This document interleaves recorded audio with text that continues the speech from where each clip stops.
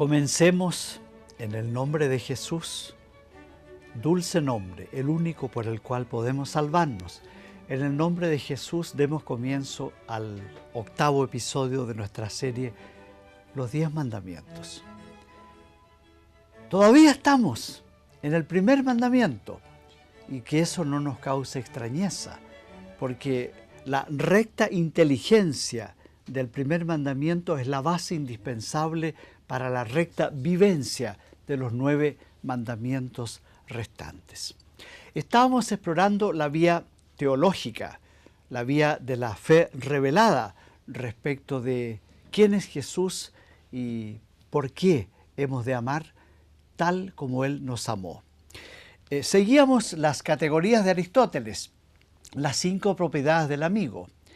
En el episodio anterior estuvimos verificando de qué manera sobresaliente, sobreabundante, Jesús cumple satisfactoriamente los 5 requisitos del amigo para con nosotros. Ahora es la hora de la reciprocidad. Si Jesús, Dios y hombre, es mi amigo, ¿cuál ha de ser mi postura frente a mi amigo Jesús? Materia del primer mandamiento. Lo primero, ahora voy a hablar en primera persona. En el episodio anterior te hablé a ti en segunda. Me permití tutearte como nos tutea Dios. Ahora voy a hablar en primera persona. ¿Qué es lo que yo entiendo que Dios espera y tiene el derecho de exigir de mí en mi calidad de amigo suyo, en reciprocidad a su sublime e imponente amistad? Lo primero, yo quiero que mi amigo exista. Yo quiero, no digo que Jesús exista, sino que su existencia sea reconocida. Yo no quiero que la sociedad en que yo vivo, mi ciudad, mi país, mi familia humana, pretenda borrar el nombre de Dios, pretenda excluir en la diaria convivencia, en los diarios rituales, los signos propios de Dios, propios de Jesús. No quiero vivir en una ciudad y en un país en que, en nombre de una supuesta neutralidad, laicidad o aconfesionalidad del Estado, se prohíba tener el signo de la cruz. Sí, el signo de la cruz en los recintos públicos, en los lugares que son propiedad del Estado o en los ritos propios de la ciudadanía. ¿Por qué de nuevo vamos a excluir a Dios de la ciudad de los hombres? No quiero que vuelva a suceder lo que los paisanos de Jesús en Nazaret intentaron hacerle. Lo obligaron, lo conminaron a que abandonara su humilde ciudad e intentaron incluso despeñarlo abismo abajo. No quiero que vuelvan a crucificar a Jesús fuera de su ciudad, fuera de Jerusalén. No quiero que se repita el exilio de Dios. Si ya es mala cosa exiliar a los hombres, es un crimen intentar exiliar a Dios. No quiero que en mi país suceda lo que ha sucedido bajo regímenes totalitarios, donde se excluía bajo pena de muerte la sola exhibición del signo de la cruz en los hospitales, en los colegios. No quiero que una supuesta comunidad o corte de los derechos humanos en Europa, o en este caso una Comisión Interamericana de Derechos Humanos, intente prohibir, en nombre de la laicidad, neutralidad o aconfesionalidad del Estado, prohibir que el signo de la cruz adorne nuestros colegios, sean ellos municipales, estatales, fiscales o privados. ¿Por qué excluir el signo de la cruz en un hospital? ¿A quién daña? ¿A quién ofende?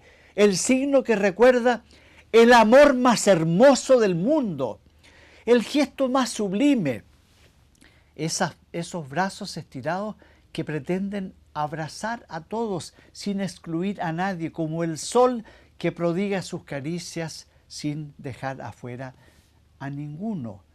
¿Por qué prohibir los signos religiosos? ¿Por qué exiliar a Dios? No quiero siquiera imaginar un universo en que tú, mi Señor, estés fuera de nuestra convivencia diaria.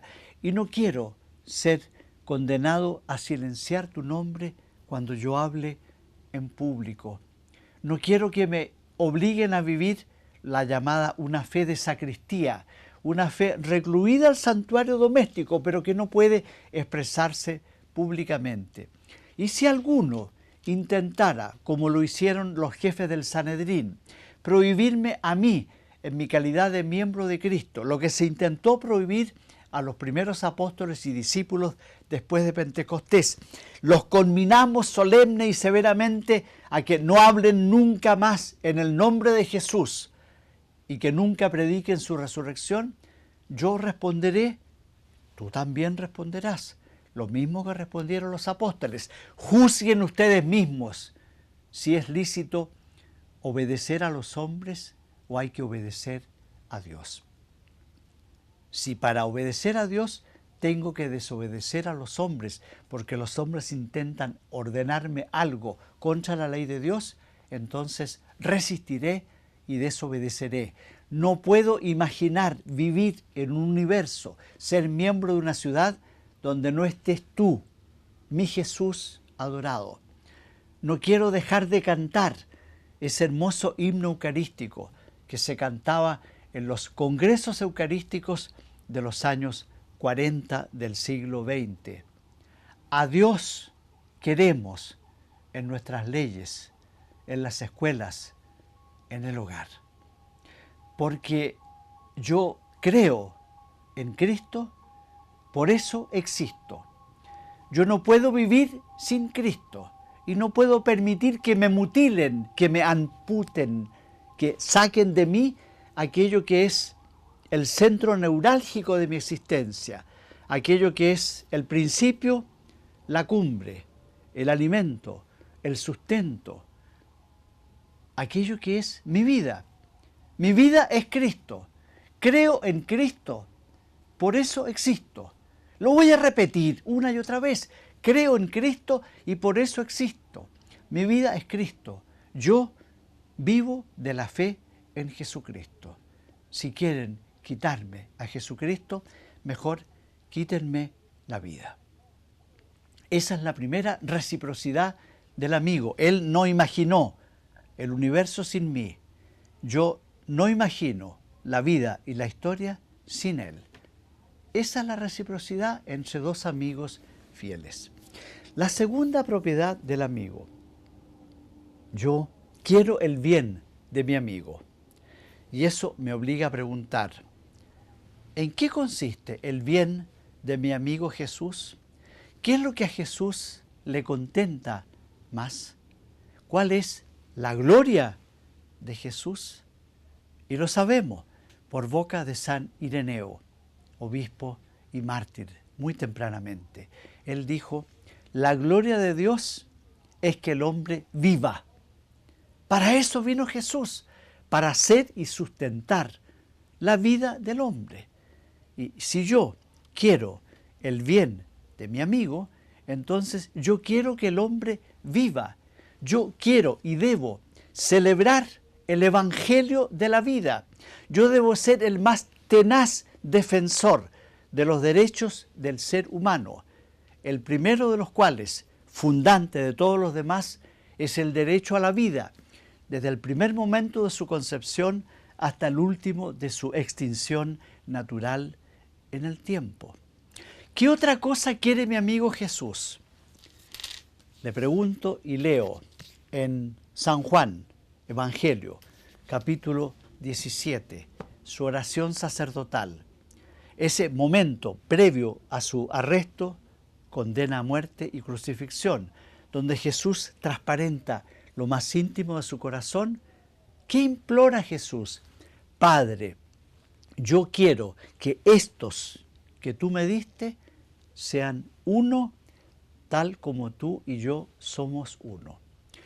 Mi amigo Jesús no conoce un bien más preciado que la unidad en el amor de todos los que el Padre le ha confiado, es decir, de todos los hombres. Por eso seré el más infatigable defensor de la concordia y no me cansaré de rezar y vivir esa preciosa oración de San Francisco de Asís: Señor, haz de mí un instrumento de tu paz, que allí donde haya odio yo ponga amor, que allí donde haya desaliento yo ponga esperanza, que allí donde haya tristeza ponga yo alegría. La unidad, la concordia en la verdad y en el amor representa la más íntima aspiración del corazón de mi amigo Jesús. Por eso yo quiero su bien, quiero la vida del hombre y quiero la concordia entre sí de todos los hombres. Y no me contentaré con quererla. Trabajaré por esos dos bienes. Así es, yo debo trabajar activamente porque yo soy un operario en la mies y en la viña del Señor. Yo he recibido un talento, un denario, un carisma. Por insignificante que sea, es único, original, indispensable, y ese talento yo no lo voy a enterrar. Yo debo trabajar por la gloria y el deseo y la vida de mi amigo Jesús. ¿Y cómo se trabaja por Jesús? ¿Qué oficio debo yo desempeñar para decir estoy trabajando por el bien de mi amigo Jesús? Lo primero, la oración. La oración no es ocio. La oración no es pereza, no es inacción. La oración es oficio, más aún, es oficio divino, así se le llama en el lenguaje propio de la Iglesia. La oración es oficio divino.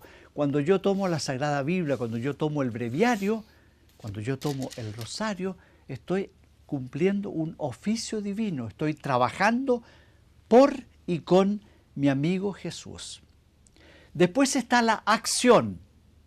La acción consiste en que yo desempeñe el estado, la vocación o la profesión que Dios en su providencia ha elegido para mí. Mi talento, el que yo debo hacer fructificar al 100% y jamás enterrar. Debo ser un activo evangelizador. No puedo rendirme a la pereza, a la negligencia, al egocentrismo, de pensar que los dones de Dios son exclusivamente para mi propio beneficio. Debo trabajar por mi amigo Jesús tan arduamente como Jesús quiso trabajar y sigue trabajando por mí. Y en tercer lugar, después de la oración y de la acción, la pasión. Yo trabajo por mi amigo Jesús cuando acepto sufrir con Jesús, cuando acepto estar clavado en la cruz, como lo estuvo y lo sigue estando Jesucristo.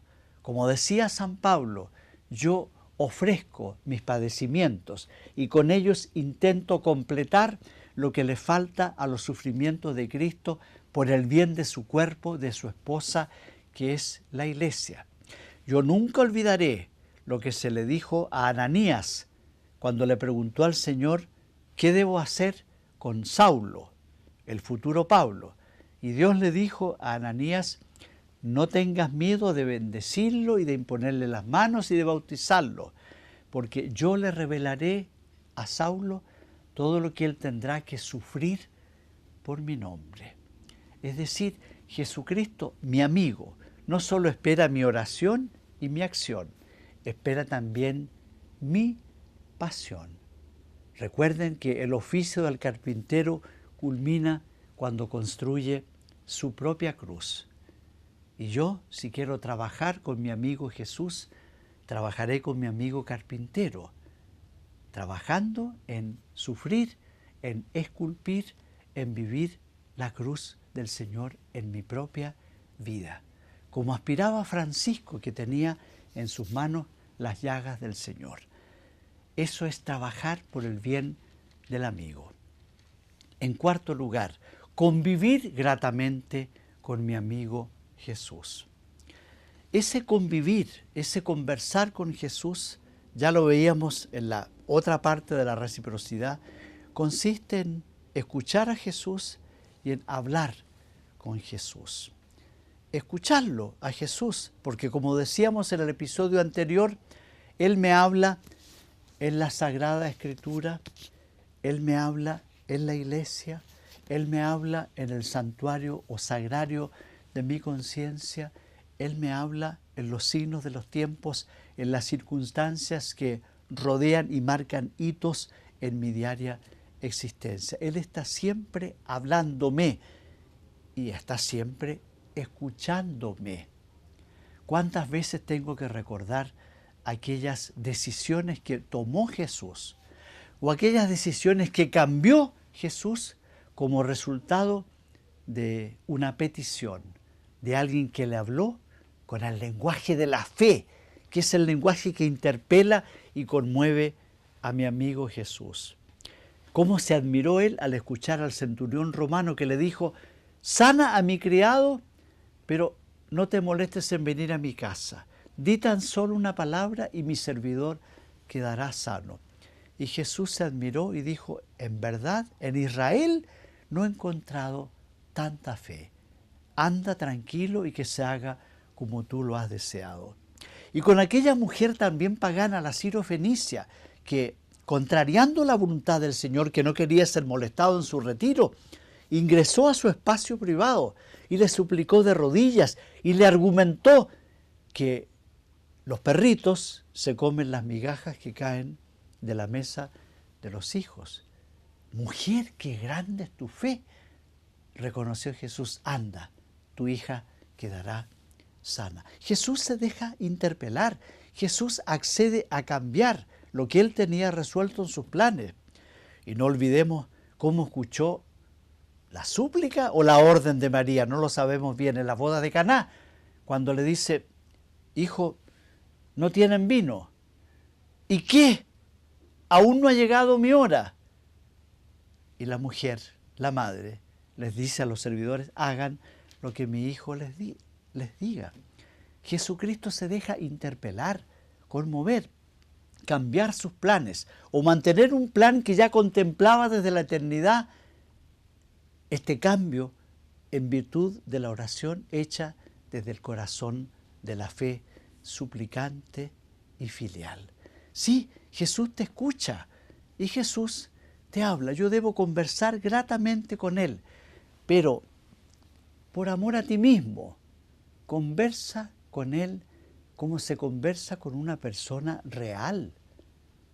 Cuando tú hablas con Él, cuando tú comulgas su cuerpo y su sangre, lo tienes tan íntimamente hecho una sola cosa contigo, tú no estás hablando con un recuerdo, con un producto de tu fantasía.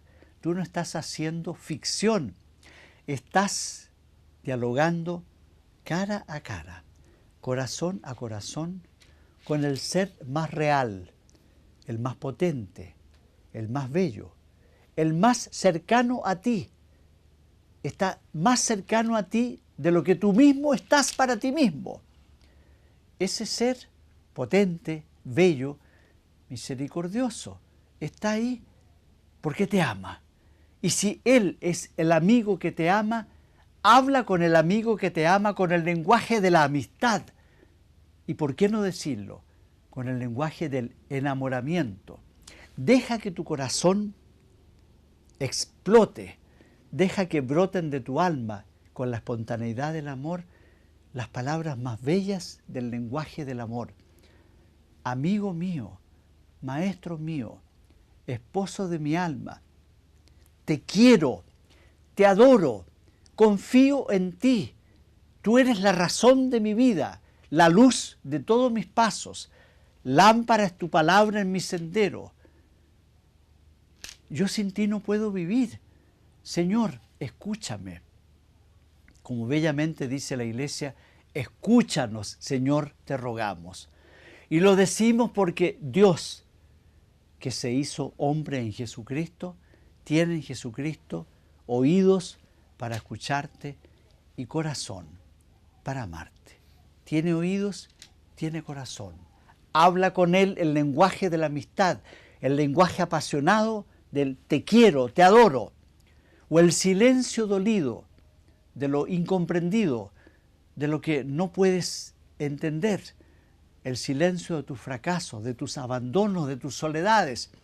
Habla con Él el lenguaje de los llantos, de las lágrimas que son la sangre del alma, en la bella expresión de San Agustín, que bien sabía que su reconversión a la fe cristiana no eran sino el fruto de las lágrimas con que su madre Santa Mónica oraba y lloraba por él. Habla con tu amigo Jesús el lenguaje del amor y de la amistad. Convive, conversa gratamente con él. Y la quinta y última propiedad del amigo, comparte solidariamente con él tus bienes y tu destino. Me preguntarás, ¿y qué bien tengo yo que compartir con mi amigo Jesús? Hay dos bienes que son exclusivamente tuyos: tu voluntad y tu corazón. Regálale al Señor tu voluntad. ¿Recuerdan esa hermosa oración? Tomad, Señor, y recibid toda mi libertad, mi entendimiento, mi voluntad, todo mi haber y mi poseer. Vos, Señor, me lo disteis, a vos, Señor, lo retorno. Tomad y disponed libremente de él. Solo te pido una cosa: amarte. Entrégale tu voluntad. Es lo más precioso, lo más único e intransferible que tú puedes compartir solidariamente con tu amigo Jesús. Tu amigo Jesús tomó como único y decisivo criterio de todas sus resoluciones cuál es la voluntad de mi Padre que está en el cielo. ¿Quieres ser amigo de Jesús? Reza y vive en tu corazón ese Padre nuestro, hágase tu voluntad, así en la tierra como en el cielo. Y si tienes que decirlo en la soledad y angustia y depresión del huerto de Getsemaní, dilo como lo dijo tu amigo Jesús: Padre, si es posible, aparta de mí este cáliz, pero que no se haga mi voluntad, sino la tuya. Comparte con Él tu voluntad, porque a Dios no le impresionan los sacrificios, los gestos espectaculares. Él quiere obediencia y misericordia antes que sacrificio. No te canses de repetir: tu voluntad, Señor, es mi paz. Tu voluntad, Señor, es mi seguridad. Tu voluntad, Señor, es mi alegría. Hágase, Padre, tu voluntad, así en la tierra como en el cielo. Y junto con tu voluntad comparte con Él tu corazón, en el mismo sentido que acabo de describir, compartir con Él los afectos de un corazón enamorado, de un corazón que sabe que su amigo es real, es la causa de toda realidad y que está allí por ti, contigo y para ti. En eso consiste la reciprocidad con nuestro amigo Jesús. Ahora llega el otro tema, tan propio del primer mandamiento. ¿Se acuerdan que lo formulábamos así? Amarás al Señor tu Dios con todo tu ser.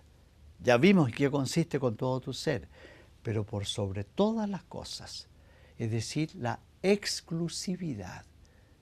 No lo olvides nunca, reciprocidad y exclusividad.